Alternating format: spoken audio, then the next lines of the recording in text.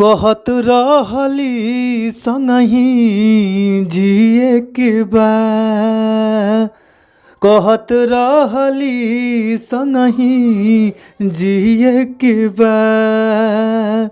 जहरिया जुदाई के संगही पिए के बा। जहरिया जुदाई के संगही पिए के बा। कहत रहली संगही जिए के बा। कहत रहली संगही जिए के बा। तो जी भैया रउआ सब कैसन बानी जा। और आशा ना बल्कि विश्वास बा ये भैया कि आप लोग मस्त होखब जा, खुश होखब जा, स्वस्थ होखब जा, तंदुरुस्त होखब जा। और हम बानी आप सबके भोजपुरी गायक व गीतकार नीतीश सिंह। और सबके हम एहिजे से प्रणाम करतानी। हे भैया आप लोग आपन आशीर्वाद हमरा ऊपर बनौले रही जाए भैया। और रउआ सबके बीच में बहुत ही ज़बरदस्त, बहुत ही लाजवाब, बहुत ही सुघर, बहुत ही बढ़िया हम दर्द भरा बेवफाई संग लेके आ गइल बानी। जैसे लड़का लड़की के प्यार भइल रहे, वो प्यार टूट गइल बाटे, दिल टूट गइल बाटे हे भैया। तो वही पर आधारित हम ई सॉन्ग लेके आ गइल बानी, जे के बहुत ही बढ़िया ई दर्द भरा बेवफाई संग यानी गम के गाना हम लेके आ गइल बानी। तो भैया हो आशा ना बल्कि विश्वास बा कि अगर इस सॉन्ग के रउआ सब अच्छा से म्यूजिक बनवा देतानी, अच्छा से स्टूडियो में गायकी क के रिकॉर्ड करवा देतानी, तो हमारा पूरा भरोसा बा ये भैया कि आप लोग के बीच में ये बेवफाई सॉन्ग, दर्द भरा सॉन्ग जरूर बाजी। अगर रउआ सब अच्छा गावतानी जा, अच्छा बजावतानी जा, फिर भी आप लोग के अच्छा गाना नइखे मिल पावत, अच्छा मैटर नइखे मिल पावत, तो रउआ सबके घबराए के ज़रूरत नहीं है भैया।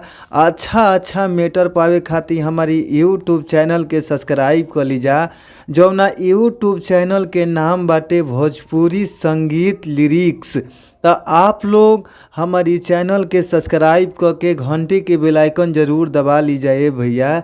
काहे से कि इस चैनल के माध्यम से रउआ सबके बीच में बहुत ही बढ़िया बहुत ही अच्छा सॉन्ग हम लेके आवत रहिला। तो आप लोग हमारी यूट्यूब चैनल के ज़रूर सब्सक्राइब कर ली आ घंटी के बेल आइकन दबा ली। तो आई जा हमनी के अपन मुखड़ा के ओर चलल जाओ, कौना भाव में कैसे गावे के बाटे या कैसे कहे के बाटे भैया। आई जा हमनी के सभे लोग सुनी जा।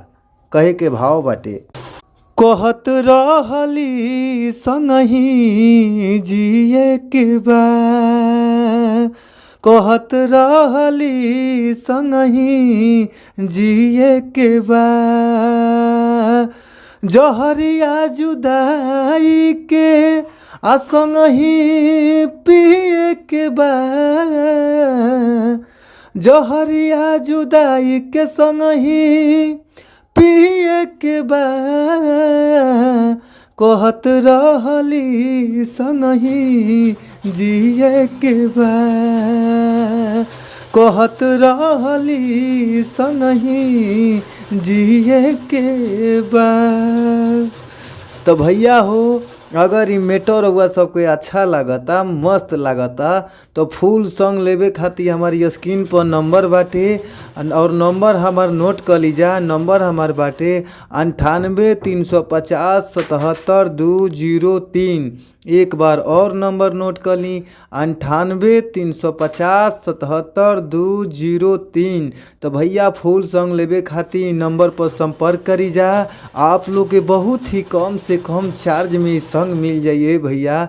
तो फिर मिलल जी नेक्स्ट वीडियो में यानी अगला वीडियो में। तब तक खातिर thank you, by so much, धन्यवाद।